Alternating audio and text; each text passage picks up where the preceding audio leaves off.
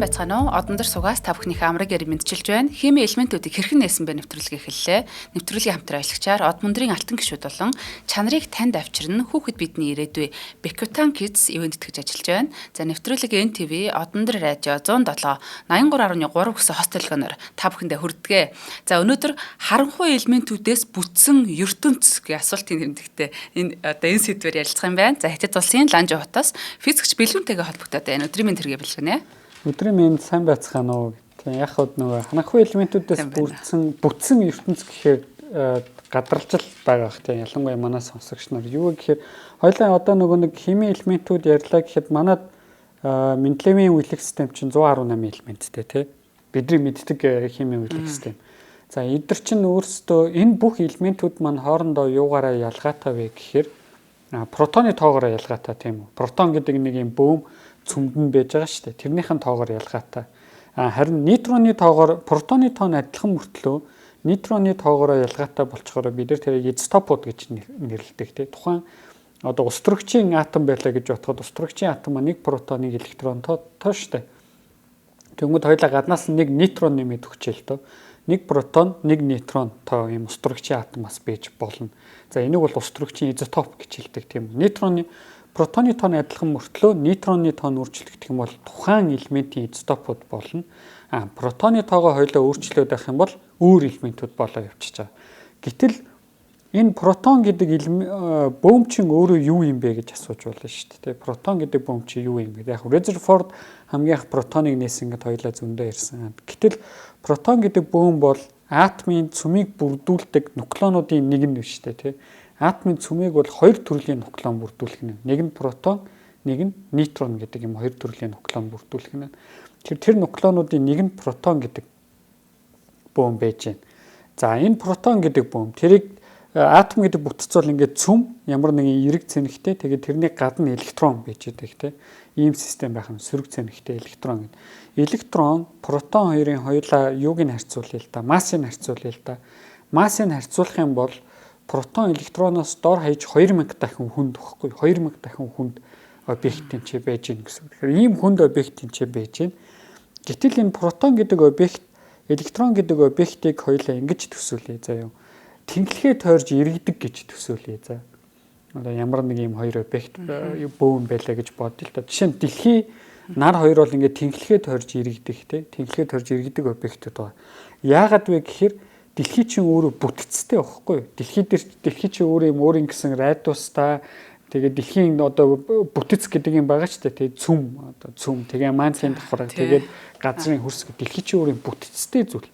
Тэгэхээр бүтцтэй зүйл тэнхлэхээ тойрж иргэж чаддаг байхгүй юу? Ерөнхийдөө бүтцтэй зүйл болгон тэнхлэхээ тойрж иргэнэ гэсэн.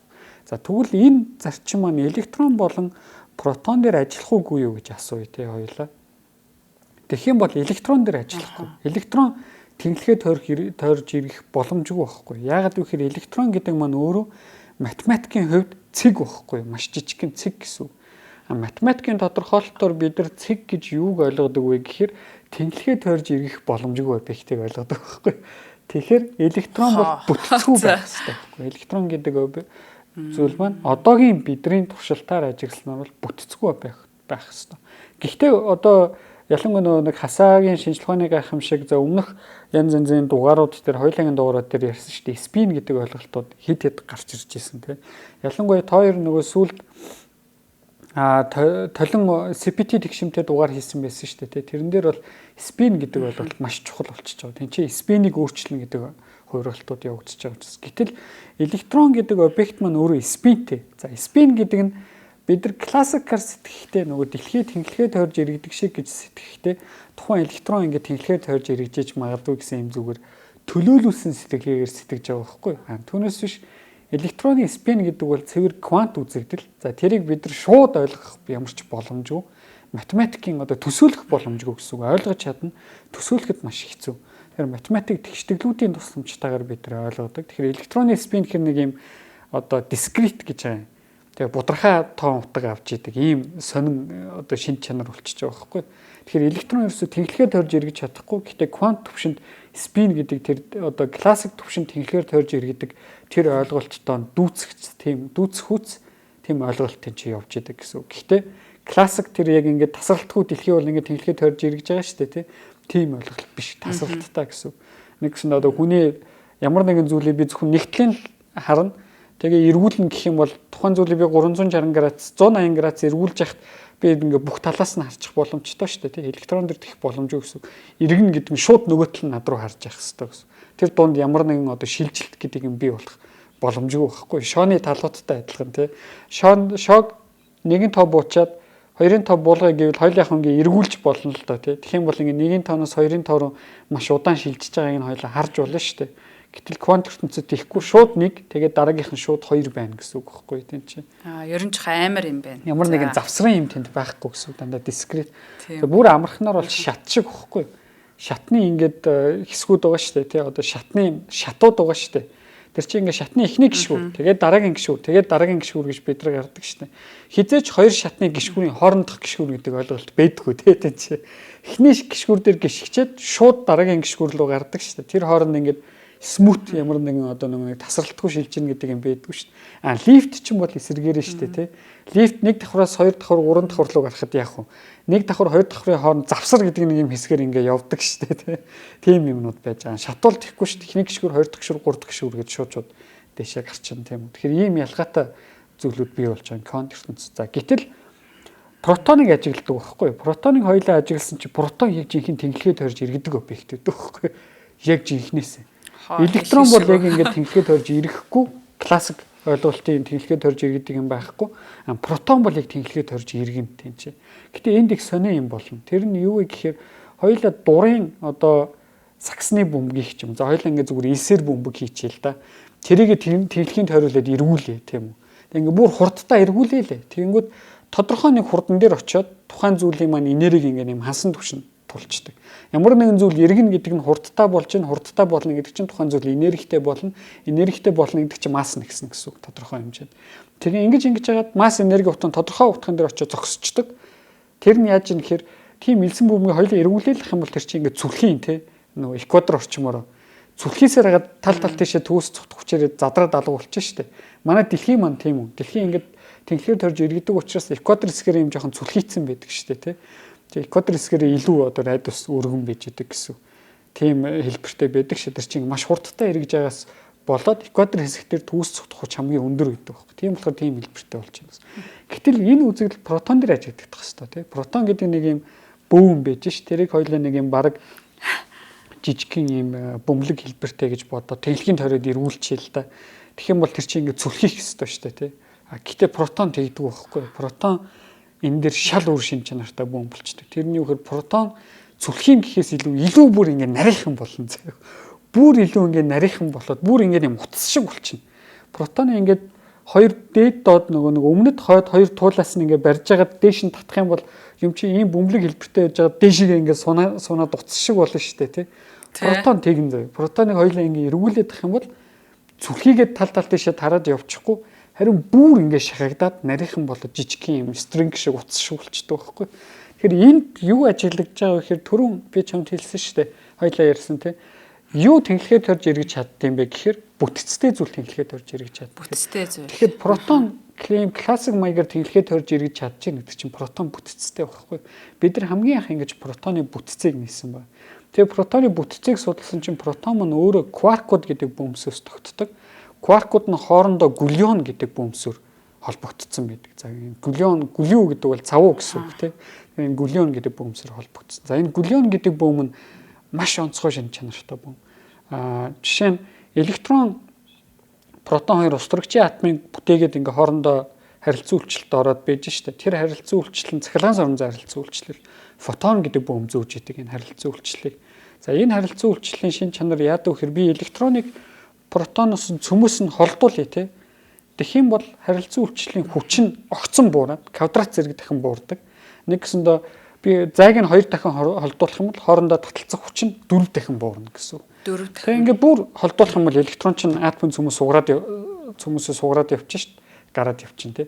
Тэрийг бол бид нар бүр өдөр тутмын амьдралын туршилтаар хийж болно шүү дээ. Нөгөө нэг шаар хийлж ягаад өсөндөө өрчдөг шүү дээ. Тэгээ ингээд дээшээ тавих. Эсвэл хажууд нь ингээд цаас тавьж байгаа шаар хийлээд ингэх юм бол цаас нь ингээд хөдөлдөг тийм үү татагдчих түлхэлцээд. Тэр яаж юм хэр бид тэр шаарыг өсөндөө үрэл зүгээр тэр шаарны гадаргуу дээр байгаа электронуудыг цөмөөс нь суглаа хийчихэж байгаа шүү дээ. Тийм амархан электроны суглахууд ийм амархан багхгүй. Бид нар зүгээр нөгөө гадар хөлөөж ирж явж байгаа л хоорондоо гарын урахад тог цогтөг шүү дээ. Тэр чинь би яах нь өөр хэм биеийн гадаргуу дээр байгаа электронуудыг суглаа хийчих жоохгүй. Электроны суглах юм амархан байна. Гэтэл цөмөс протоноос кваркийг сугалж чадах уу гэдэг асуудал гарч ирнэ. Тэр бол боломжгүй. Кваркийг хизээч тэгж сугалж чадахгүй. За тэр нь яагаад би протоныг тэнхлийн тойроод эргүүлэнгүүт утас шиг хэлбэртэй болж байгаа тайлбарлаж байгаа. Яагаад тэгэхээр протон дотор 3 кварк хоорондоо гулион гэдэг бөөмөр холбогдсон гэдгийг яг ингээд зургийг аваад төсөөлөх юм бол 3 кварк ингээд 3 талд байжээ гэж бодъё тий. Голд нь нэг цэг байгаа. Тэр цэг рүү ингээд 3 ширхэг зураас холбогдох байхгүй. Тэр зураас нь гулион гэсэн. Тэгмэд протоныг эргүүлэхээр нөгөө 3 кварк чинь ингээд холдонд голын төвийн цэгээс ингээд холдох ёстой шүү дээ. Түүс цогтох хүчээрээ. Гэтэл кваркуудыг протон дотор барьж идэг хүч маань зайнаас уруу хамаардаг, зайнаас шууд хамаардаг байхгүй. Айгу аюултай. Тэгэхээр яах вэ гэхээр зайг нь холдуулах тусам хоорондоо таталцах хүч нь ихсээд идэг байхгүй. Тэгэхээр нөгөө протон чинь ингээд эргүүлэнгүүд түүс цогтох хүчээрээ кваркууд маань түүсээ холдох ёстой шүү дээ тий. Холдох тусам яах вэ? Төв рүүгээ татагдах хүч нь буцаад ихсэж шүү дээ. Хичнээн хэмжээнд холдно, төдий чинээ огцом ихсээд бүр ихсгэр чи нөгөө холдох гээд байгаа юм уу бүр хүчтэй үрлүүгээ татна шүү дээ тий. Тэгэхээр ингээд юм ямар сайн эрдэн шиг бөмбөг хэлбэртэй юм чи буцаад юм хоорондоо шахагдаад эрдэн шиг болчихж байгаа. Яг эрдэн шиг чиний хэлж байгаа яг зөв. Яг юм сони эрдэн шиг шинж чанартай цөмийн хүчтэй харилцан үйлчлэлээр тайлбарладаг энэ онолыг. Тэгэхээр энэ протон кваркийн хооронд харилцан үйлчлэл зөөж байгаа бөмбөс маань ийм шинж чанартай байх нь. За ингээд харахаар энэ бол цөмийн харилцан үйлчлэл. За химийн үйлэг систем маань цөмийн харилцан үйлчлэлээр хэдэн протонууд цөмийг бүтээж байгаа вэ гэдгээрээ тодорхойлогдож байна. Ямар элемент вэ гэдэг нь. Тухайн элементийн гадаад давхаргын валенсын электронууд маань тухайн элементийн химийн шинж чанарыг тодорхойлно. Нэг гэсэндээ физикээр бол цахилгаан суран зай харилцан үйлчлэл тухайн элементийн химийн шинж чанарыг тодорхойлно. Цөмийн харилцан үйлчлэл тухайн элемент ямар элемент вэ гэдгийг тодорхойлж яадаг. За ингээд байчлаа тий. Нөгөө талд нь хоёр харилцан үйлчлэл байгаа шүү дээ. Цөмийн сул харилцан үйлчлэл, гравитац гэдэг. За гравитацыг өнөөдөртөө хоёулаа мартъя заяа. Яг мартъя гэж бас болохгүй дараа нь ярих юмтай шууд холбогдсон зүгээр атомын дотор ярьж байгаа үед гравитацыг хэдүүлээд төр одоо маш бага сул учраас тоохгүй архи тий. Тэнгүүд цөмийн сул харилцан үйлчлэл тухайн элемент маань цацраг идэвхтэй юу, цацраг идэхгүй юу гэдгийг тодорхойлж яадаг. Энгийн одоо хэллэгээр нарийнда бол цөмийн сул харилцан үйлчлэл хүнд элемент хөнгөн элемент рүү задрахыг тодорхойлж яадаг гэсэн. Бас нөгөө нэг хөнгөн элементүүд хоорондоо нэгдээд хүнд элементийг бий болгох нь өөрөө шууд цөмийн сул харилцан үйлчлэлээс тодорхойлогдчиход. Тэгэхээр энэ гурван харилцан үйлчлэл байхад хоёулаа яачиж шít. Химийн 118 элементийг бүрэн тодорхойлж бичиж болж байна тий физикээр ингээд тодорхойлж болж байна. За гэтэл ертөнцид нэг юм сонирхолтой асуудал байна. Тэр нь юу вэ гэхээр хоёулаа хүнд элементүүдийг протонуудын өрөөл бий болгоод ээж болох уу гэдэг асуулт тавьж болно тий. Хамгийн хүндтэй ямар элемент бий болгож болох вэ гэдэг ч юм уу. Хамгийн хүндтэй би хэдэн протоныг атомын цөм дотор багтааж чадах вэ гэдэг ч юм уу. Ийм асуултууд байдаг. За энэ маань өөрөө хүнд элементийн асуудал байгаа. За энэ тухай бол хоёлаа бараг 4 байна уу 5 дугаарын дараа ярих бах. Яг хүнд элементүүдийг яаж хийдэг гэдэг. За ийм зүйл байгаа. Нөгөө талд өөр нэг асуулт байгаа. Тэр нь юу гэхээр одон орон дээр урна бит хоёр нөгөө харанхуй ертөнц харанхуй матери харанхуй энерги гэд хийжсэн тийм үү. Манай ертөнцийн 75% бол одоо харанхуй энерги гэдэг зүйлээс тогтож идэг. 20% нь харанхуй матери гэдэг зүйлээс тогтож идэг. Харанхуй матери гэдэг нь өөрөө тэнцээ материйг бүрдүүлдэг нэг юм бөөмсүүд байгаа тийм. Тэр бөөмсүүд маань ямар нэгэн тархалттай тэр нь ингээ галактик даяар тархацсан байж идэг. Тэгэхээр маш том хэмжээг эзэслэхээр тэр чинь маш их масстай маш их масс даахаар гравитацаараа харилцан үйлчлэлт ороод бид нар тэрийг тэгж нээсэн гэж ярьж ирсэн. Тэгвэл одоо ингээд хоёлоо жоохон фантазлээ тий. Тэр харанхуй материйг бүтээдэг бөөмс гэдэг нэг юм ямар ч хамаагүй ямар нэгэн онцгой бөөмс байна тийм үү. Тэр бөөмс хоорондоо яаж харилцан үйлчлэлд ордгийм бол гэдэг асуулттай тий. Тэгэнгүүт хоёлоо бүр асуултаа бүр ингээ өргөжүүлээд тэр харанхуй материйг бүтээдэг бөөмс маань хоорондоо ямар нэгэн харилцан үйлчлэлд ороод харанхуй элементүүдийг бүтээж болох уу гэж асууж болох байхгүй. Нэг гэсэндээ харанхуй матери гэдэг маань өөрөө зүгээр л нэг юм ямар нэгэн бөөм ертөнцөөр тархацсан биш. тэд нар өөрсдийн гэсэн харилцан үйлчлэлтэй, өөрсдийн гэсэн хэлтэй, өөрсдийн гэсэн соёлтой дуракууд байгаа. Тэд нар маань ингээ хоорондоо харилцан үйлчлэлд ороод харанхуй ус төрөгч, харанхуй гели тий. Харанхуй урнааг бүтээж болох уу гэдэг асуулт тавьж болох байхгүй тийм чи. Хэрвээ тийм байх юм бол байдлыг сонирхолтой болно гэсэн үг. Ягаад тэгэхээр тийм байх боломжгүй гэдгийг бид нар өнөөдөр нарийн мэдэхгүй шүү дээ тий. Бас тийм байх боломжтой юу гэдгийг бид нар өнөөдөр нарийн мэдэхгүй. Гэтэ өнөөдрийн нэвтрүүлгийн зүгээр нэг юм жижигхэн онлайн фантазууд ярьж болж байгаа. Харанхуй элементүүд бий болоод ертөнцид тэдгээр нь бүр ингээ хоорондоо молекулуудыг бүтээгээд тий. Айгүй бол тэнцэн ингээд юм харанхуй галактик, харанхуй дэлхий гэдэг ч юм ийм бүр ингээ системүүд бий болцсон. Тэгээд тэрэн дээр нэг юм харанхуй соёл иргэншил бий болцсон тийм. Тэгээд нөгөөдөл нь ертөнцийг хэмжихгүй юу? Манай ертөнцийн энергийн пропорц нь одоо юунаас тогтдог юм болгийг хэмжсэн чинь тэр нөхдүүдийн хувьд бол ертөнцийн 5% яг таг алга болцсон байгаа шүү дээ. Бид нартай харилцаж чадахгүй юм чинь. Бид нар чи ертөнцийн 5% байж байгаа шүү дээ. Тэгвэл бид нартай харилцаж чадахгүй учраас нөгөө нөхдүүд чинь гайхаад тэгээ нөгөө нөхдүүд чинь харанхуй од мөн дээр хийн заяа. Тэгээд тэргээр яриа шүү дээ. Ингээд тайлагдаагүй тэг ертөнцийн тайлагдаагүй нууцуд гэсэн чи юу юм гэсэн чи манай ертөнцийн 5% нь ягаад ч юм алга болчиход байна тий. Хаана байг бид нар мэдэхгүй ягаад ч юм ингээд 5% сох дутаад байна тий. Тэн чинь ингээд санхүүгийн тооцоо байсан чи яг 5% сох дутаад бид нарт бол 20% сох дутаад байгаа шүү дээ тий. Ерөөсөө тийм юм сонирхолтой нөхцөл байдал бий болж болно гэдэг бол яг хоо. За мэдээж нарийн хэмжилтүүдээр энийг бид нар үгүйсгэж болно л доо. Гэхдээ яг хоо энийг одоо ийм байж болно гэдэг физикийн онолууд байдаг. Тэгэхээр өнөөдөр хэрвээ тийм байвал ертөнцийн одоо нэг ямар шухан тийм одоо загваруудыг бий болгодог механизмууд нь юу юм? ертөнцийг ямар шухан харагдахын харанхуй хийм гэж байд юм уу? Тэр тухай ярилцъя. Тэр хоёул ихний хамтран ажиллагчид танилцуулчаад дэлгэрүүлж яриа тий. За тэгээ харанхуй элемент гэд нэжүүл одоо хими элемент дотор орох нь шүү дээ. 119 дэх элемент болоо тий. Тэгээд яг тийм ертөнц бүтэн гэхээр яг ямар шин чанартай байх юм бол гэж их гайхаж байна. За нэвтрүүлгийн хамтран ажиллагчаар Бекутан Kids гэдэг энэ бас Европод их зарагддаг мэддэг одоо ийм битми байгаад байгаа Бекутан Kids гэдэг та бүхэн бас эмээ санд орвол нэрийг хараарай. За чанарыг танд авчирна хүүхэд бидний ирээдүй Bekutan Kids тэгээ амин дэмээр баялаг өвөл урайндор хүүхэд багчуудын дархлааг дэмжих олон төрлийн амин дэмүүд ашигтай бактери, эрдэс бодисыг нэг дор агуулсан нийлмэл найрлагатай 4 төрлийн Bekutan хүүхдийн витаминыг та бүхэндээ санал болгож байна. За өнөөдөр би та бүхэнд нэг ашигтай бактерийг санал болгоё. Тэгээд хүүхдүүд маань бол нөгөө витаминыг бас заавал гаднаас авч нэмж ууж хэрглэж бас дархлаа нь том хүнийхтэй адилхан те одоо хүүхэд өгчүүд маань сул биетэй анхаараараа гэдэг бас ийм агуулгатай шүү. За 15 төрлийн эрдэс витамин агуулсан мультивитамин ашигтай бактери агуулснараа давуу тал маш ихтэй болчихж байгаа юм. Тэгээд одоо нэг уултаар гэх юм уу те олон төрлийн ингэж давуу талыг авнаа. Хүүхдийн дархлаа болон өсөлтийг дэмжиж байгаа. За бодисын солилцоог дэмжин, тархины үйл ажиллагааг дэмжин. За тархины үйл ажиллагааг дэмжин гэдэг нь анхаарал төвлөрөх, одоо суралцах үйл явцад нь нэмэртэй байдаг ч юм уу. За ашигтай бактери нь хоол боловсруулах эргэтний системийн үйл ажиллагааг тэнцвэржүүлнэ.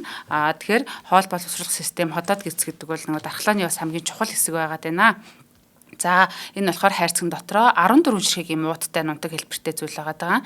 Тэгээд бид нэр бас нөгөө усанд ч юм уу, тарганд ч юм уу ингээд найруулад хэрглэж идж уучих юмд нь холиод хэрглэж болно. Тэгээд 1-3 насны хүүхэд бол өдөрт 1 уутыг, за 4 болон түүнээс дээш насны хүүхэд 1-2 уутыг хэрглэн. Тэгээд 15 нас хүртэлх одоо хүүхдүүд зориулсан байгаа. Тэгээд яг та бүхэн маань эмчийн завраар бас зөв тунгаар хэрэглээрэй гэдгийг анхаараарай. Тэгээд health point болон бүх эмийн сангууд дараа худалдаалагдж байгаа. Facebook-с нь ингээ харчвал бас их тав тухтай амар байдаг. Alkaloid Mongolia гэдэг Facebook нэгаа холбогдох утасны дугаар 99 34 97 17 80 3 51 91 гэсэн утсуудаар та бүхэн холбогдоорой. За тэгээд нэвтрүүлгийг эвэнддэг химийн элементүүдийг хэрхэн нээсэн бэ? Төвөнд дэлгэрүүлэхэд хамтарч ажиллаж байгаа Bekutan Kids-ийн хамт олонт их баярлалаа. Баярлалаа. За одоо тэгэхээр ингээд харанхуй ертөнц гэдэг нэг юм хэсэг рүү яваад орж байгаа юм. Тэгээ харанхуй материйн ертөнц рүү орж байгаа гэсэн. Тэгэхээр хоёулаа яаж одоо манай ертөнц бол юу вэ гэхээр түрүүний энэ протоны бүтээдэг кваркууд тэд нар маань хоорондоо гулион гэдэг бөмбөсөөр харилцан үйлчлэлд ороод цөмийн хүчтэй харилцан үйлчлэлд ороод протоныг бүтээчин. За протон, нейтрон хоёр бол хоорондоо мезон гэдэг бөмбөсийг солилцоод атомын цөмийг бүтээн гэсэн.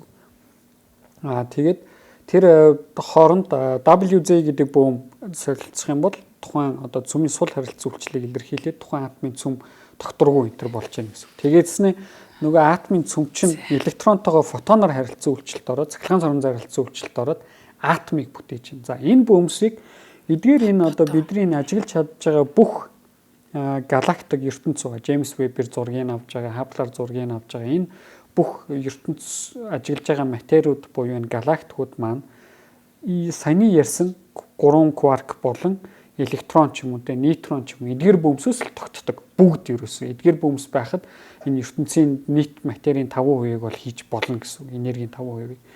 За эдгээр нь хоорондоо дөрвөн харилцан үйлчлэлд орж байна. Цөмийн хүчтэй, сул, цахилгаан соронзон, гравитац гэх дөрвөн харилцан үйлчлэлд орж байгаа. За ингээд энэ дөрвөн харилцан үйлчлэл эдгээр бөмс ингээд манай бидний мэддэг энгийн матери гэж нэрлэж байгаа байхгүй. Одоо энгийн материар бүтсэн ертөнцийг бий болголоо. Гэтэл нөгөө талд харанхуй матери гэдэг хэсэг байгаа. Тэр нь яагаад харанхуй гэдэг вэ гэхээр тухайн харанхуй материйн бөмс маань яагаад ч манай энгийн материйн фотонтой харилцан үйлчлэлд ордог байхгүй ерөөсөө. Фотон буюу гэрэлтэй харилцан үйлчлэлд ордог гэсэн. Тэр гэрэлтэй харилцан үйлчлэлд ордог зүйл бол бидэрт харанхуй харагдах байхгүй тийм. Ерөөсөө харанхуй гэдэг нь энд аягүй чухал байна. Тэр нь юу гэхээр хүмүүс харанхуй матери хар матери гэж ярих гэдэг. Гэтэл хар гэдэг чинь өнгө тийм үү? Хар өнгө гэдэг чинь юу гэхээр бүх гэрлийг өөртөө шингээгээд авчиж байгаа өнгө байхгүй. Тийм учраас хар харагддаг. За харанхуй гэдэг нь бүр тэр фотонтой харилцан үйлчлэлд орохгүй. Хар материал гэдэг чинь яаж ч гэрэл тусгаад харагдахгүй тийм. Хар материал гэдэг чинь бол өөртөө шингээж аваа фотонтой харилцан үйлчлэлд ороод байгаа байхгүй. Харанхуй жишээ нь харанхуй материйн нэг бөөм ингээд энэ ч байж гэнэ гэж бодоход хажуугаар нь фотон яваад өнгөрөхөд фотон тэрийг мэдрэхгүй байхгүй. Фотон тэрийг зүгээр нэгт яваал өнгөрч чинь. Ерөөсөө тэнд ямар нэгэн бөөм байна гэж фотон ерөөсөө мэдрэхгүй гэсэн үг тэр харанхуй материйг. Тэр харанхуй матери маань ийм гэрэлтэй харилцан үйлчлэлд ордог учраас харанхуй болчихж байгаа. За гэтэл харанхуй материйг бүрдүүлдэг кваркууд байдаг гэж төсөөлье заяа хоёулаа. Ямар нэгэн. За кваркууд руугаа арай орохгүй. Хоёулаа зүгээр хамгийн энгийнээр электронууд байдаг гэж төсөөлье л доо тий. Харанхуй электронууд. Харанхуй электронууд ингээ харанхуй материйг бүтээдэг. Нөгөө талд нь тэгвэл харанхуй электрон байгаа юм бол тэнцээч цахилгаан цэник ба штэ. Сөрөг цахилгаан цэник явж байгаа. Тэгэхээр ертөнцид цахилгаан цэник ер нь хадгалагдаж явах хэвээр заавал. Тэгэхээр нөгөө талд харанхуй протон гэдэг объект байх хэвээр болчихж байгаа байхгүй эерэг цэнэгтэй. Тэгэхээр харанхуй протон, харанхуй электрон гэдэг хоёр объекттэй болчихлоо хоёулаа. Энэ хоёр чинь хоорондоо тэгвэл харилцан үйлчлэлд орох боломжтой болчихж байгаа биз. Цахилгаан цэнэгтэй учраас. Гэтэл энэ хоёр чинь хоорондоо фотоноор харилцан үйлчлэлд орж болохгүй шүү дээ. Яг тэгэхээр энэ хоёр хоорондоо фотоноор харилцан үйлчлэлд ордог бол манай электрон харанхуй биш болчихно. Яг зөв. Манай электрон протоныг бүтээж байгаа фотон чинь тэр хоёрын хооронд харилцан үйлчлэлт зөөгд бид нар тэрийг чинь шууд мэдээд харанхуй биш болчихно. Тэгэхээр энэ хоёрын хооронд харанхуй фотон гэдэг бөөм харилцан үйлчлэлт зөөх хэрэгтэй болчихж байгаа байхгүй. Тэгээ бүхэл бүтэн юм харанхуй сектор бий болж байгаа юм тэнцээ. Тэгэхээр ингээ харанхуй атом бий болгож болж шít хоёлаа тий. Энэ чинээс харанхуй протон цөмдөө явж идэг, харанхуй электронтой тэгээ юм харанхуй фотоноор хоорондоо харилцан үйлчлэлээ харанхуй цахилгаан соронзон харилцан үйлчлэлийг зөөж идэг тийм харанхуй ус төрөгчийн атом бий болгочихж байгаа байхгүй. Тэр ертөнц даяарын магадгүй харанхуй ус төрөгчийн атом байж ич болно. Тэгэхээр энэ харанхуй ус төрөгчийн атом нь харанхуй химийн үйлчлэх системийн эхний элемент болно шүү дээ. Нэг протон, нэг харанхуй протон, нэг харанхуй электрон байгаа юм биш. Тэгээ иймэрхүү байдлаар харанхуй элементүүдийг бий болгоод за хэрвээ энэ үнэн бол гэж. Хэрвээ энэ үнэн бол эдгээр маань магадгүй дээр үед нөгөө ертөнцийн дэвсгэр цацраг байгаа шүү дээ. СМБ. ертөнцийн дэвсгэр цацраг дээр ямар нэгэн байдлаар уул мөрөө үлдээсэн байх ёстой гэж судалдаг. Ягаад тэгэхээр дээр үед чи ертөнц жижигхэн байсан шүү дээ. ертөнц те одоогийнхтай харьцангуй шүү манайхаа. одоогийнхтай харьцангуй ертөнц бол асар жижигхэн. Тэгээ юм нүл плазмаас тогтож байгаа. Плазмаас тогтно гэдэг нь ерөөсөө л тэнцээ атомын цөм электрон чөлөөтэй явж байгаа гэсэн хоорондоо баригдаагүй юм өндөр энергитэй болц. Тэгэхээр нөгөө тал энгийн материйн плазмын төлөвт байгаа юм чинь харанхуй элементүүдийг бүтээсэн харанхуй матери ч гэсэн плазмын төлөвт байж байгаа хэвээр. Тэгэхээр энэ хоёр плазмын төлөвт чинь жижигхэн ертөнц дотор маш өндөр нэгттай байж байгаа юм. Хоорондоо зүгээр кинематик мөргөлдөө хийж болно шүү дээ тий. Нэг нэгэ мэдрэхгүй ч гэсэн бөөм гэдэг чинь нэг юм материаллык зүйл явж байгаа шүү дээ тэнцээ тийм үү. Тэр хоёр чинь ингээ хоорондоо мөргөлдөөд нэгнийх нь чиглэлийг өөрчилждэг ч юм уу тийм юм шууд цэвэр харимхаа бус мөргөлдөө хийж болох байхгүй. Энэ эластик мөргөлдөө хийж болно гэсэн. Тиймэрхүү процесс болвол яах вэ гэдэг ч юм асуултууд үйждэг. Тэгэхээр тэд нар маань өөрөө CMB-гийн одоо ертөнцийн дэвсгэр цацраг дээр ямар нэгэн уул мөрийг үлдээх ёстой гэдээ орчин үед судалж байдаг. За үүгээрээ бол яг хөө зүгээр харанхуй ус төрөгч гэдэг элементийг бий болгож болж байгаа. Тэгээ тэрнээс цаашаа энэ загваруудад бол тэрнээс цаашаа юм харанхуй элементүүд үүсэх боломжтой байдаг. Яг тэгэхээр хэрвээ харанхуй элементүүд их үүсэх юм бол тэд нар чинь нийт ертөнцийн массын 20% эзлээд байгаа шүү дээ, тий. Харанхуй энергийг тооцохгүй 20% эзлээд тахаар чинь гравитацид илүү хүчтэй харилцан үйлчлэлт ороод манай материалуудыг өөрсдөө оруулах боломжтой байхгүй. Тэгээ үжээ нөгөө нэг бидрийг бүтээсэн structure бүтэц үүсгэхээс өмнө харанхуй бүтцүүд үүсээд бидрийг бүтээсэн бүтцүүд бий болох боломжийг ингээд хорьчих боломжтой байхгүй. Тэгэхээр хамгийн багадаа магадгүй харанхуй ус төрөгч гэдэг элемент үүсээд зогссон байж магадгүй гэдэг юм уу. Тиймэрхүү процессыг байждаг. За яаж энэ хоёр маань үүсэх вэ гэхээр яг ерөнхийдөө одоо хамгийн нэг юм сонирхолтой харанхуй материал үүсгэдэг хоёр механизм байдаг физикт. Нэг нь freeze out гэдэг, нэг нь freeze in гэдэг. Нэг нь болохоор ингээд шууд хөлдөх, нөгөөх нь хөлдөөд зогсох гэдэг ч юм уу. Юу гэж орчуулмаар юм те. Тэр нь яадаг вэ гэхээр ертөнцид ямар нэгэн байдлаар харанхуй материал үүсгэхэд хоёр өөр механизм байна. Freeze out, freeze in гэдэг. За freeze out механизм нь яадаг вэ гэхээр анх ертөнцийн дулааны тэнцвэртэй байдалд байж байгаа. Плазмын нэг ертөнцийн дэвсгэр цацраг үүсэж явах. Тэр үед баахан харанхуй материалын бөөмс хоорондоо мөргөлдөөл аннихиляцид ороод аннихиляцид ороод байгаа байхгүй. Тэгээ ийм процесс явна. ертөнц тэлэн штэ тэнцээ тий. ертөнц тэлэнгүүд хоёр харанхуй материалын бөөм мөргөлдөд аннихиляцид ороод өөр нэг харанхуй материалын бөөм үүсгэж байгаа тэр процессын хурд тий. Тэр процессын одоо юу гэдэг вүлээ? Рейт гэж. Давтамж. Тэр процессын маань давтамж маань ингээ буурна даа. Тэгээ буурсаар хагаад ертөнц хангалттай том болчих үед нэг утга дээр очиж зогсчдөг. Тэр нь өнөөдрийн ингээд энэ ертөнцийн харанхуй материалын юу гүгнэ төгөлтийг өгнө. Тэрийг болохоор freeze out механизм гэж байна. Тэр үлдсэн энэ одоо баахан ингээд харанхуй материалууд аннихиляцид орсоор хагаад нэг хэсэг материалууд харанхуй материалууд үлдэх нь шүү дээ. Тэ? Цаашаа аннихиляцид орж чадахгүй болоод тэр үлдсэн өнөөдрийн энэ харанхуй материалыг бүтээгээд тэнцээ харанхуй ус төрөгчүүд явж иж магадгүй гэдэг. А нөгөө механизм нь яадаг вэ гэхээр freeze in гэдэг механизм. Тэрний юу гэхээр ертөнцид ерөөсөн анханасаа харанхуй материал байгаагүй. Гэхдээ ингээд ертөнцийн бүр анхдагч бөөмс нь хоорондоо харилцан үйлчлэлт орохдоо маш бага хэмжээний харанхуй материалын бөөм үүсгээд тэр нь ингээд ертөнц тэлэх тусам ертөнц хөгшрөх тусам ингээд ихсэлэн гэсэн тоон ихсээр хагаад яг нөгөө нэг ертөнц дулааны тэнцвэрээс гараад одоо нөгөө нэг ертөнцийн дэвсгэр цацраг үүссэний дараах муж гэсэн үг шүү дээ тий. Яг тэр муж дээр очингууд ихсээр тодорхой нэг утган дээр очиж зогсчихж байгаа. Тэгж бас нэг харанхуй материалын одоо хэмжээ үүсэж болох ийм хоёр механизм байдаг. Тэр ерөнхийдөө энэ хоёр механизмаар л одоохондоо физикч нар яг өөр олон механизмууд байгаа л да. Гэхдээ энэ хоёр механизм одоо хамгийн энгийнээр харанхуй материалыг үүсгэж болох механизм гэх юм да. Харанхуй материалууд үүсдэг гэсэн. Тэгэхээр энэгээр түрүү ингээд хоёулаа харанхуй ус төрөгч үүсгээл зогсчихж जैन тий. Тэрнээс цаашаад хүнд элементүүдийг бүтээх боломжгүй. Яагаад гэх юм бол бүтээчих юм бол эдгээр чинь бидний бүтээсэн бүтцүүдийг үүсгэхээс өмнө хоорондоо бүтцүүд үүсгээд тэгээ бидний бүтэх боломжийг ертөнцид байхгүй болгох чинь. Тэгэхээр бид нар тийм ертөнцид амьдрдаггүй шүү дээ тий. Бид нар чинь бид нар бүтцсэн ертөнцид амьдарч байгаа шүү дээ. Тэгэхээр тэр боломж маань өөрөө юм тодорхой хэмжээнд хязгаарлагдчихдаг гэсэн. А нөгөө талд бүр нэг юм толин ертөнц байна.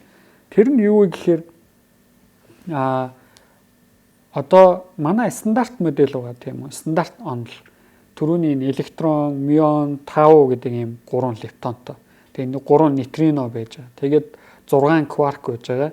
Тэгээ 12 өөр нэг 12 гинэ 5 харилцан үйлчлэлцүүдэг бөөмс байгаа. WZ, гулион, Higgs центр гэдэг. Ингээд нэг юм стандарт онолыг бүтээдэг нэг юм нийт 25 бөөмтөө нэг юм стандарт онол гэдэг зүйлээр өнөөдөр бид нар ертөнцийг тайлбарладаг. Тэгээ ертөнцийн бүтцүүдийг тайлбарладаг. Яаж галактикууд бий болов, яаж бид нар бий болов гэдэг. Тэгэнгүүт яг энэний харанхуй толинд тусгацсан харанхуй стандарт онол нь байж болно гэсэн. Тэр стандарт онол нь яадаг вэ гэхээр харанхуй электронтой, харанхуй мионтой, харанхуй таутай, харанхуй кваркуудтай заяа бүр. Тэгээ харанхуй гулион, харанхуй Z, харанхуй W, харанхуй Higgs гэдэг бүх тэр манай стандарт онолын бөөмс мөн зүгээр харанхуй секторт очоод, dark секторт очоод тэгээ хоорондоо өөр харилцан үйлчлэлт ордог, dark харилцан үйлчлэлт ордог, харанхуй харилцан үйлчлэлт ордог. Тэнцэн бүр харанхуй цахилгаан соронзон, харанхуй цөмийн сул, харанхуй цөмийн хүчтэй, харанхуй Higgs гэдэг ийм гурван харилцан үйлчлэл тэнцээ байж байгаа. За энэ гурван харилцан үйлчлэл нь байж байгаа гэдэг чинь ерөөсөө тэнцээ хоёулаа харанхуй элементүүдийг бүрэн бий болох боломжтой байхгүй. Яагаад тэгэхээр харанхуй кваркууд байж байгаа шүү дээ. Тэрний тэдгээрийг хооронд нь барьцалдуулах харанхуй гөлөөнүүд байж байгаа тийм. Тэнгүүд харанхуй гөлөөнүүд чинь харанхуй кваркуудтайгаа хоорондоо барьцалтаад харанхуй confinement гэдэг үзэгдэл бий болоод протон бий болчихж байгаа байхгүй тийм. Тэгээ протон бий болсон байж байгаа. Харанхуй мезон гэдэг бөөм тэнцээ үүсээд харанхуй нейтронтой аваачиж барьцалдуулаад атомын харанхуй цөмийг бий болгочихж байгаа. Тэгээ ингээ харанхуй эрг цэнэгтэй цөм байжсэн чинь харанхуй электрон тэнцээ явж байгаа шүү дээ тийм. Харанхуй электроноо аваачаад харанхуй фотоноор хооронд нь холбоод харанхуй атом гэдэг объектыг бий болгож байна. За энэ модель маань өмнөх моделээс юугаараа ялгаатай вэ гэхээр ерөөсөө манай ертөнцийг бүх бөмбөсийг харанхуй болгоод хувиргацсан учраас ус төрөгчөөс ч хүнд харанхуй элементүүд зүгээр л байгалаараа үүсэх боломжтой тэнцээ. Харанхуй гели, харанхуй лити, харанхуй азот байна заяа. Хоёлаа өнөх дугаар дээр чи юу ярьлаа? Харанхуй юу ярьлаа? Тэр одоо харанхуй фотоор, харанхуй холоор ч гэсэн байж ах хэвээр гэсэн үг заяа. Ийм янз төрлийн элементүүд тэнцээ байж ах боломжтой гэсэн үг байхгүй. Тэгээ ингээд хоёлаа баахан элементүүдийг бүтээгээд авах юм бол бүхэлдээ ерөөсөө харанхуй өмнөхдөр чи хоёлаа йод ярьсан шүү дээ. Харанхуй йод хүртэл байх боломжтой гэсэн үг байхгүй. Тэгэхээр ингээд бүхэлдээ харанхуй химийн үйлэг систем гэдэг үйлэг систем бий болно. За энэ тэгэхээр маш сонирхолтой зүйл бий болж байгаа. Тэр нь юу вэ гэхээр харанхуй ийм олон төрлийн атомуудыг бүтээх юм бол тэр атомууд чинь хоорондоо дахиж харилцан үйлчлэлд ороод бүтэц үүсэх ёстой шүү дээ тий. Бүтэц үүсгэнэ гэдэг нь харанхуй молекулууд тэнцээ бий болох боломжтой болчихж байгаа байхгүй юу ерөөсөө. Харанхуй молекулууд бий болно гэдэг чинь байдал маш сонирхолтой болж эхэлж байгаа. За одоо хоёр дахь хамтран ажиллагчаа танилцуулаад харанхуй молекулууд тэгвэл байдлыг яг ямар байдал нөхцөл рүү хувиргах уу гэдэг ярилцъя тий төгсгөл хэсэгт. За нэвтрүүлгийн хамтран ажиллагчаар Од Мөндрийн алтан гишүүд маань хамтарч ажиллаж байна. Шинжлэх ухааны танин мэдхийн Од Мөндөр суугийн хамт олон 2025 оны 8 дугаар сарын 1-ээс 26 оны 7 дугаар сарын 1-ний хүртэл уран бүтээлийнхаа 1 жилийн хугацаанд нийтдээ одоо 1000 гаруй нэвтрүүлгүүдийг та бүхэндээ ингээ хүргээд ажиллаж явж байна. Тэгээд өмнөх жилдээ бас муу адил бид бүх сэдвүүдэд зарлаад ингээд ажиллаж байсан. За энэ хугацаанд бол бидний хийсэн бүх нэвтрүүлгүүд YouTube дээр ямар нэгэн үн төлбөргүйгээр монгол хэлтэй одоо хүн болгон сонсоод ойлгох боломжтой ингээд орж байгаа үн төлбөргүй те. За харин одоо бидний үйл ажиллагааг бас дэмжиж бити зогсоосоо гэдэг үүднээс ингээд хүмүүс маань алтан гишүүд гэсэн юм хаалттай группт ордог юм алтан гишүүдтэй болсон. Тэгэхээр нэг нэвтрүүлгээ бид бүхэн нэг те 90 төгрөгөөр ч юм уу 100 орчим төгрөгөөр үнэлээд нийтдээ 100 мянган төгрөг гэж ингэж үзэж байгаа. Тэгээд 100 мянган төгрөгийг одоо манай руу одоо шилжүүлсэн хүмүүс маань алтан гишүүн болох юм.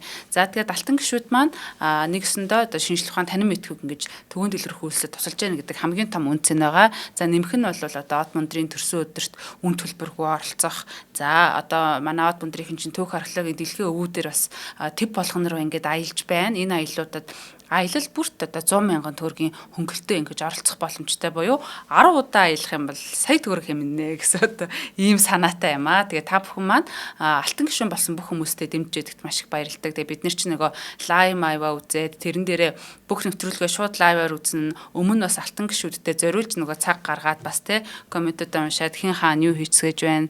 Дэлхийгээр бас ингээд энэ тентхийн орнуудад байдаг хүмүүс маань ингээд байдаг учраас сонь сайхнаа хуваалцдаг ч юм уу те. За Од Мөндрийнхэн бас Од Мөндрийнхэн гэдэг бас нэг групп байгаа. Энэ дээр одоо бид бүхэн бас танин мэдхийн мэдээлэл ингэж хуваалцдаг. Ямар нэгэн байдлаар ингээд хоорондоо холбоо харилцаатай байдаг. За алтан гишүүд бол бүр ингээд яг хаалттай группт байдаг те.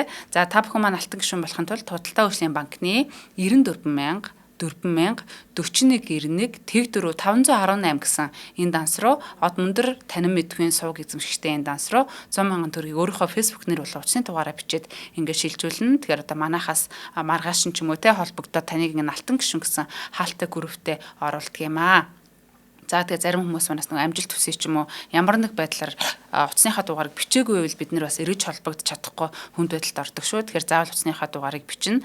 За ингээд одоо биднийг дэмжиж алтан гишүүн болж одоо бүх лайвуудад маань хамт байж ингэж санал бодол юмнуудаа ингэж нээлттэй хуваалцж идэг алтан гишүүдэд баярлалаа. Тэгээ алтан гишүүн хараахан болж амжаагүй хүмүүс манаас өнөөдөр ч гэсэн алтан гишүүн болоосоо гэж хүсэж байна. Баярлалаа. Баярлалаа. Тэгэхээр биднийг бүр анх эхлэхээс эхлүүлээд дэмжиж байгаа алтан гишүүдтэй баярлалаа тийм. За одоо тэгэхээр нэвтрүүлгийн төгсгөлд яг нөгөө ихэнд ярьсан байдал руу орж байгаа. За ингээд хоёулаа харанхуй харилцан үйлчлэлтэй харанхуй стандарт моделийг бий болгочхоор харанхуй химийн үлэх системүүд бий болоод харанхуй хим гэдэг зүйл бий болж байгаа байхгүй тэнцээ тий ерөөсөө бараг одоо нэг харанхуй гал гэдэг зүйл хүртэл бий болно гэсэн үг шүү дээ. Харанхуй хөхрийн хүчилж гисэн тэнцээ явж гин гэсэн. Тэгэхээр ийм сонирхолтой харанхуй хүчил төрөгч хүртэл явж байгаа шүү дээ. Тэгэхээр харанхуй хүчил төрөгч харанхуй гал гэсэн чи санагд. Харин тий одоо ийм объектууд бий болонгууд харанхуй молекул бүтэх боломжтой болчихж байгаа байхгүй. Тэгэхээр харанхуй молекулууд бүтэнгүүд харанхуй молекулууд чи хоорондоо нэгдээ төрөл бүрийн жинхэнэ бүтцүүдийг бий болгоно шүү дээ. Органик болон органик бус гэд бүтцүүдийг бий болгож эхлэн тий. Тэгээ органик харанхуй органик нэгдлүүдээс юу өсөх вэ гэхээр харанхуй амьдрал бий болно шүү дээ. Харанхуй амьдрал бий болоод хамгийн анхны харанхуй бактери, хамгийн анхны харанхуй вирус. Тэгээ ингээд тэр нь магадгүй ингээд хэдэн тэрбум жил явсны дараа харанхуй ингээд соёл иргэншил, харанхуй ухамсарууд тийч бий болох байхгүй. Тэгээд нөгөөдөл чи ингээд өөрсдийн гэсэн шинжилх ухааныг бий болгоод тэгээ ертөнцөө судалж эхлэнгүүт тэр нөхдүүд одоо нөгөө ертөнцийн энергийн пропорцийг ажиглаж эхлэх нь шүү дээ тий. За ингээд манай ертөнц чи ер нь энергийн хувьд юу юунаас бүтсэн юм бэ? Тэгвэл тэд нар бол хамгийн түрүүнд харанхуй энергийг бол шууд олж байна тий. ертөнц ингээд тэлж байгаа юм байна. Окей.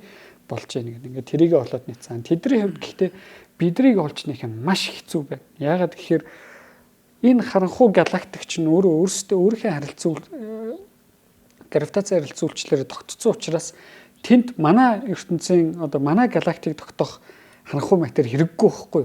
Зөвхөн өөрийнхөө гравитацаараа харилцаа үйлчлэлд ороод тогтчих штеп. Тэгэнгүүт ингээд галактикууд болчихж байна. Нийт ертөнцийн одоо нөхдүүд ингэж гарах нь 75% харанхуй энерги гэдэг нэг юм эзэлт юм байна. Тэр нь ертөнцийг ингээ хурдтгалтад хилүүлдэг юм байна. Нөгөө талд бид нар чинь өөрсдөө нийт ертөнцийн 20%-ийг эзлээд тах шиг байна. Тэгээ маш өчүүхэн хэсэг 5% нь ерөөсөө ингээд юу гэдэг нь ойлгомжгүй байгаа тийм. Тэрийг ингээд мэдэхгүй байна. Энэ яг юу гэдгийг бид нар ингээд ойлгохгүй. Тэгээ тэд нар чинь агуул тэд нар бол мэдээж өөрсдөө ханахгүй гэж нэрлэхгүй шүү дээ тийм. Энд чинь бидний оноогод өгсөн нэр шүү дээ. Нөгөө тэд нар чинь бидрийг харахгүй. Бид нар харахгүй болчихоо. Тийм. Тэр ингээд ертөнцийн нийт энергийн одоо нөгөө пропорцийн 4% нэг юм харанхуй матери юм байна гэдэг юм ярьдаг те. Тэгээ тэрийг ингээ нэх гэ том хурцсуурууд барай ингээ янз янзууд болж байна. Тэгэхээр ийм сонирхолтой нөхцөл байдлууд яг үүсч болно гэж юм фантазиуд байдаг. Яг хуу анх бол бүр энэ онолыг зарим хүмүүс маш ингээ гоё фантази гэж дэмждэг. Тэгээд зарим одоо туршилтын болон шинжилх ухааны хүмүүс бол яг бүрэн нарийн тооцоо хийгээд ерөнхийдөө тийм харанхуй молекулын хэмжээний бүтцүүд үүсэх магадлал нь өөр маш бага те. Агуу боломжгүй хэрэг үүссэн бол яг түрүүний байдлаар эдгээр чинь бидраас төрүүлж үүсээд бид нар үүсэх боломжийг хорчих ёстой гэсэн аргумент үргэлж явж байдаг байхгүй. Тэгэхээр ямар ч сан юм байх боломжгүй. Гэхдээ магадгүй тэр хориг нь өөрөө нэг ирээдүйд өөр шинэ онолоор ч юм өөр шинэ нээлтээр өөрчлөгдөж магадгүй шүү дээ. Тэгэх юм бол саяны нөхцөл байдал үүсэх боломжтой байхгүй. Тэгэхээр их инээдтэй байдал төрчихөж байгаа. Ийм байдлаар хоёулаа ингээд бүхэл бүтэн харанхуй элементүүдээс тогтсон харанхуй хүмүүстэй тэд нар ингээд ертөнцийн 4% алга 5% алга гэдэг юм яриад байж идэг ийм ертөнцийг бий болгож байна.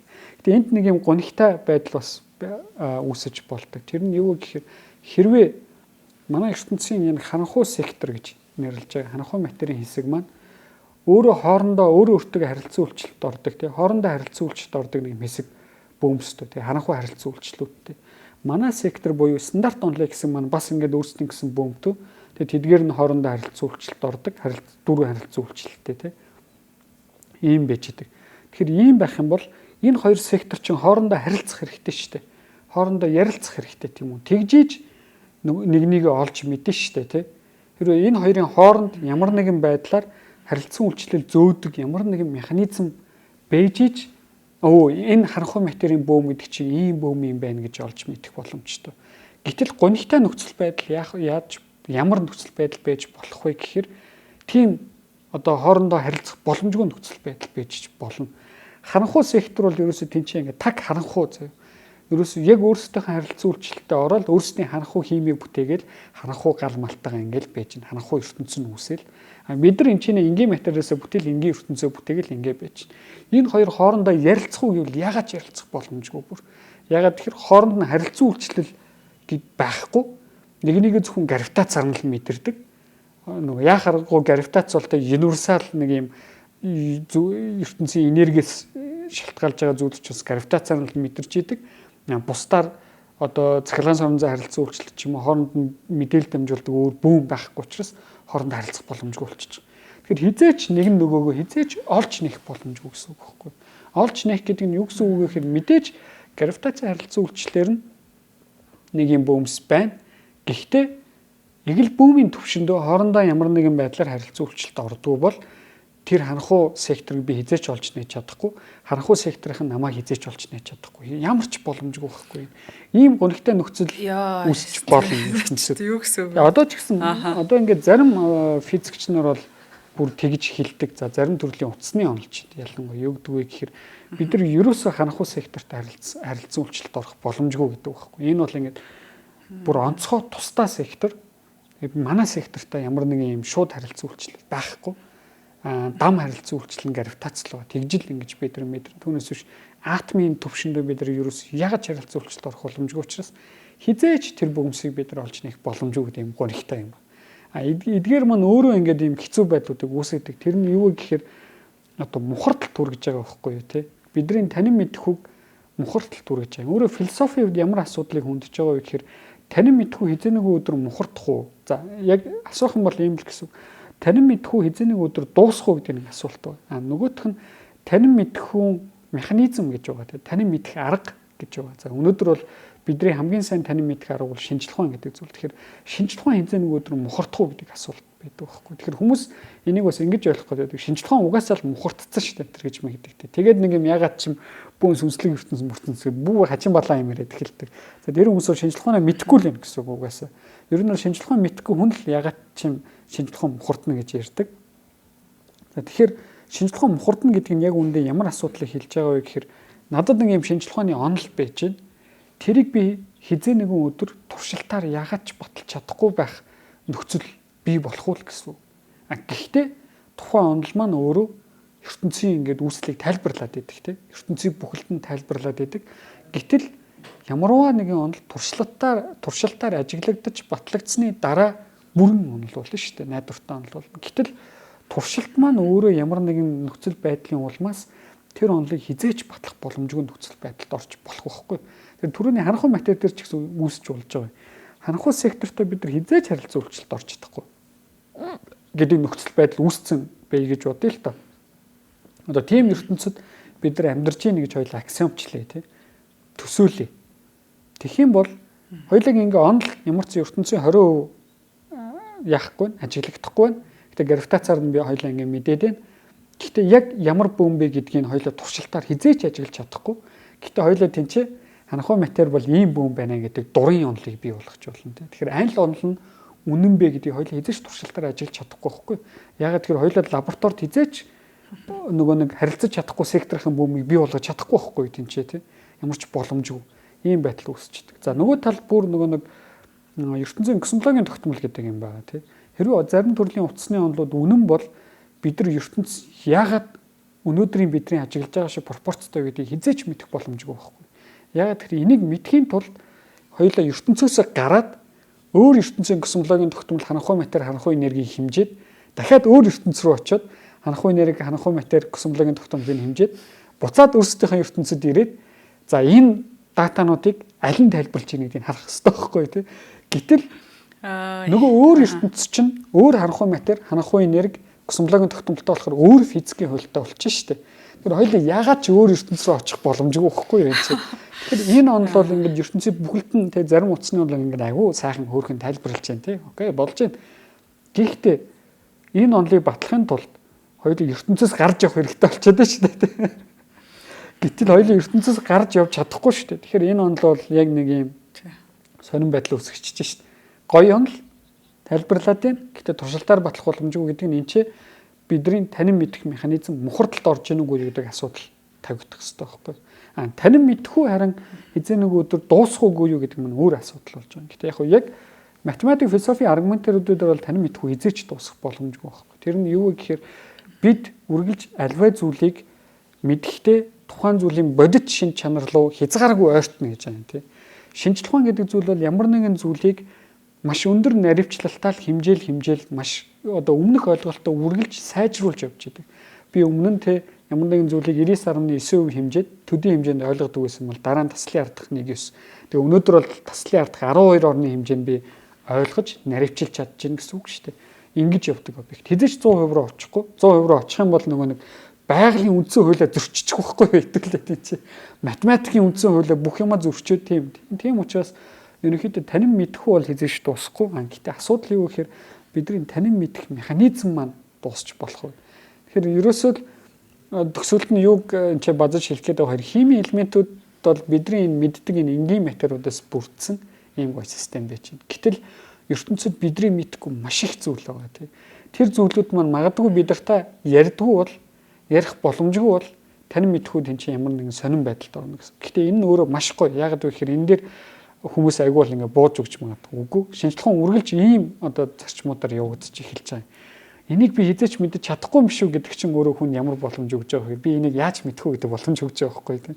Тэгээ ямар нэгэн арга болоод тэрийг олоод нийцдэг. Тийм учраас бид нар химийн үйлчлэг системийн 118 элементийг олоод нийцсэн байгаа шүү дээ. Тэгэхээр магадгүй ирээдүйд тэр ханхуу ертөнцийн гэж байдаг бол тэрнтэй холбогдох нэг аргыг олж нэхийг үүсэхгүй шүү дээ. Тэгэхээр өнөөдрийн дугаараас ингээд ханхуу материалс бүтсэн ханхуу элементүүд байх юм бол өөр янз янзын философийн болон шинжилгээний асуултуудыг бидэрт гаргаж өгнө тий. Дээрээс нь энэ юуг бас хэдүүлээ ойлгох хэрэгтэй вэ гэхээр шинжилгээ өнөөдөр маш их зүйлийг мэднэ. Бид нар тэрийг мэдж байгаа. Маш их зүйлийг ингээд мэднэ. Дээрээс нь шинжилгээ өөрөө ямар балчир вэ гэдгийг харуулж байгаа байхгүй. Маш их зүйлийг бас мэдгүй байгаа байхгүй тийм ч. Тэр ханхуу ертөнц байх боломжтой юу үгүй юу те. Ерөөсөө тэр ханхуу жишээ нь устрогч байх юм бол яаж хэмжих үү гэдгээ ч мэдэхгүй явж байгаа байхгүй хэдүүлээ. Тэгэхээр ингээд маш их нэг юм тэнцээ байна. Тэгэхээр шинжилгээний арга барил бол ямар нэгэн байдлаар мухардалд одоохондоо орох боломжгүй. Дээрээс нь танин мэдхүү өнөөдөр ямар нэгэн байдлаар дуусаагүй л байгаа байхгүй. Тэрийг л одоо төгсгөлд нь базаж хэлмээр байна да. За баярлалаа. Тэгээд хамгийн хачирхалтай сэдвүүдээр тэгээд шинжлэх ухааны суурьтай ярина гэдэг бол маш сонирхолтой гоё байлаа. Баярлалаа бэлгүнтэй. Тамтаас үзэх сонсогч та бүхэндээ их баярлалаа. За нэвтрүүлгийн хамтран ажиллагчаар Од Мөндрийн алтан гишүүд болон чанарыг танд авчирна хүүхэд бидний ирээдүй Бикютан Kids ивент тэтгэж ажиллаа. За нэвтрүүлэг Ген ТV Од Мөндрийн радио 107 83.3 гэсэн остлогооноор та бүхэндээ хүрлээ. За тэгээд өнөөдөр яг энэ харанхуй материалс бүтсэн тэ элементээс бүтсэн ертөнцийн талаар бас бодож харах юм шиг байна. За дараагийнхаа дугаараар нэгж болцсон. Дараагийн дугаараар уулзлаа. Баярлалаа. Нэвтрүүлгийг хүлээн авсан Нарны аймгийн монголчуудаа баярлалаа. Од Мөндөр сувг нь энэ мэдчлэн таны мэдхүйн мянган нэвтрүүлгийг 2026 оны 7 сарын 1 хүртэл та бүхэндээ хүргэх юм. Их хэлээрээ шинжлэх ухаан танин мэдхүйг түгээхийн үлсэд нэгтгэх хүсвэл та бидэнд хандив өгөх боломжтой. Жилдээ ганцхан удаа 100,000 төгрөгөөр биднийг дэмжснээр шинжлэх ухаан танин мэдхүйг түгээх энэ үйл хэрэг амжилттай үргэлжлэх юм. Од Мөндөр нэр дээрх Удаагшлын банкны дансгаа 4191 Тэг 4518. Та 100,000 төгрөгөөр шилжүүлэхдээ гүйлгийн утга дээр нь өөрийн нэр болон утасны дугаараа заавал бичээрэй. 100,000 төгрөг хандалснаар Од Мөндөр сувгийн алтан гишүүн болох юм а. Шинжлэх ухаан танин мэдхгүй Монголд ялах болтугай.